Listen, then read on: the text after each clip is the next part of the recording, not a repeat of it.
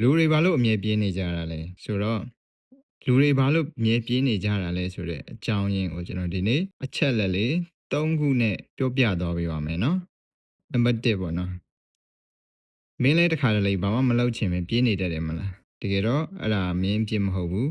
အကြောင်းရင်းရှိတယ်ဘာအကြောင်းတွေလဲဆိုတော့ဒီဗီဒီယိုမှာလူတွေဘာလို့ပြင်းတက်လဲဆိုတာကိုစိတ်ပညာအရရိုးရိုးရှင်းရှင်းနဲ့ပဲရှင်းပြပေးပါမယ်ပြီးတော့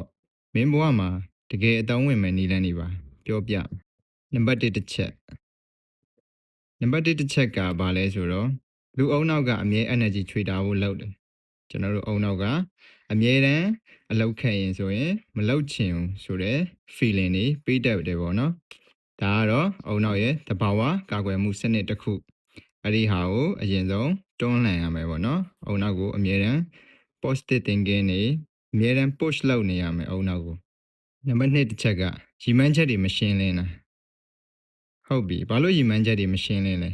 မင်းဘာလုပ်မလဲဆိုတာကိုမသိချလို့ရှိရင်အုံနောက်ကအဲ့ဒီအတွက်ကို motivation မပေးဘူးမပေးတဲ့အတွက်ကြောင့်ကိုကဘာအတွက်လုပ်နေတာလဲမရှင်းဘူးဆိုလို့ရှိရင်ပြင်းစိတ်ဝင်လာပေါ့နော်ဆိုတော့နံပါတ်2တစ်ချက်ကမင်းမှာရည်ရွယ်ချက်ရည်မှန်းချက်တစ်ခုရှိတဲ့တယ်အဲ့ဒီရည်ရွယ်ချက်ရည်မှန်းချက်ရှိမှမင်းဘာဆက်လုပ်ရမလဲဆိုတာကိုကိုသိလာမယ်တကယ်လို့မင်းမှာရည်ရွယ်ချက်ရည်မှန်းချက်မရှိဘူးဆိုလို့ရှိရင်ဟိုကလည်းသိရဒီကလည်းသိတယ်အလုပ်တစ်ခုကိုရည်ရွယ်ချက်ရှိပြီးအောင်မလုပ်ဘူးအလုပ်တစ်ခုကိုရည်ရွယ်ချက်ရည်မှန်းချက်ထားပြီးတော့မှမလုပ်တဲ့အတွက်ကြောင့်မင်းမှာအလုပ်တွေကတော့လုပ်နေတယ်ဘာမှတိုးတက်မလာဘူးပေါ့နော်နောက်ဆုံးတစ်ချက်နံပါတ်3တစ်ချက်ကတော့နံပါတ်3တစ်ချက်ကဘာလဲဆိုတော့ step မလုပ်သေးတာစမလုပ်သေးတာပေါ့နော်ပြောရမယ်ဆိုငါဒီအလုပ်ကိုလုပ်မယ်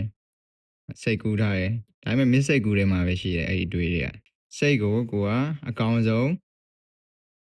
ငါပြင်းလို့မရဘူးငါလောက်ရမယ်ဆိုတဲ့စိတ်ကိုထားရပြီးတော့မှဆက်လုပ်တဲ့ချိန်မှာတဖြည်းဖြည်းနဲ့ဒီအလုပ်ကိုလုပ်ရတာကွင်းဆက်မိမိဖြစ်လာတယ်အလုပ်လုပ်ရတာပျော်လာတယ်ပေါ့နော်ဒါနံပါတ်3တစ်ချက်ပေါ့နော်ဒါတွေကိုပြင်ဖို့နီလန်း3ခုလည်းရှိသေးတယ်အဲ့ဒါတွေကနီလန်းတွေကလွယ်တယ်ဘာမှမခက်ဘူးဆိုတော့အဲ့ဒီနီလန်းတွေကိုကျွန်တော်ပြောပြပေးမယ်နံပါတ်1တစ်ချက်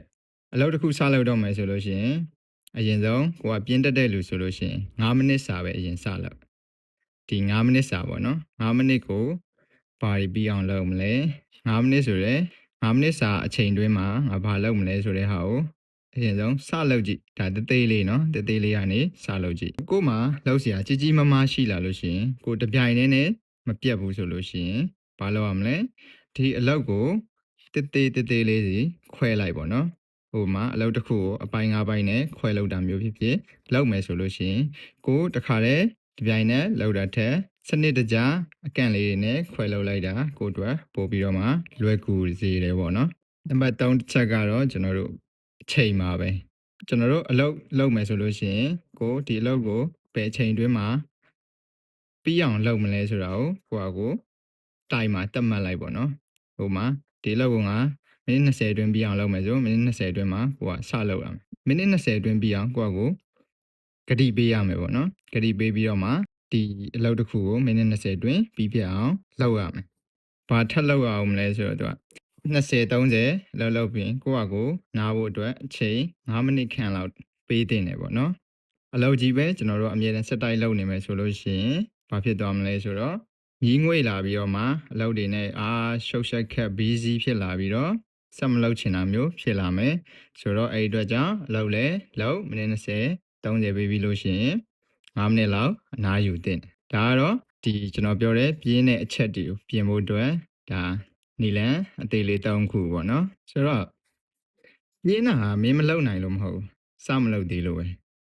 စလုပ်တဲ့သူကပဲနောက်ဆုံးပြောင်းလဲသွားတာဒါကတော့မင်းတို့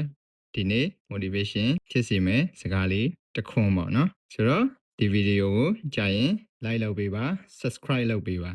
နောက်ဗီဒီယိုတွေမှာလည်းဘဝတိုးတက်ရေးအကြောင်းတွေဗဟုသုတရစီမဲ့အကြောင်းတွေကိုဆက်ပြောပြသွားပါမယ်ဆိုတော့အားလုံးကိုကျေးဇူးအများကြီးတင်ပါတယ်